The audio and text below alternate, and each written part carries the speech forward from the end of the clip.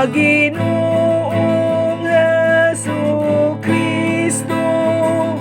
ang maayong magbalantay. Nabanhaw si Kristo, aron kita may kabanhawan.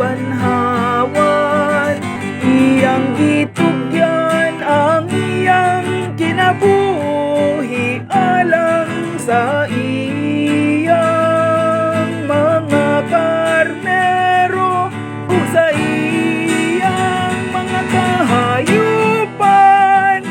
Ang mukaon sa lawas ug dugo, sa maayong magbalantay mahisama kaniya.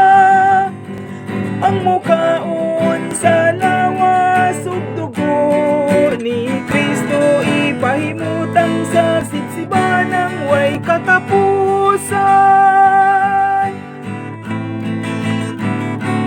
Kalawaton ko ang lawas ug dugo sa Ginoong Jesucristo, ang maayong magbalantay,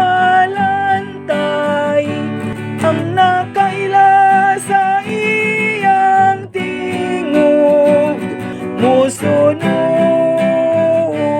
kaniya.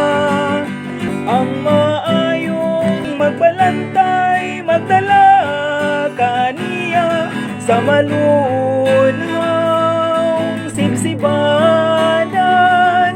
ug matinaw nga tubig. Ang mukaon sa lawas ug dugo, sa maayong magbalantay mahisama kaniya. Ang mukaon sa lawas ug dugo ni Kristo, makaampun og kinabuhi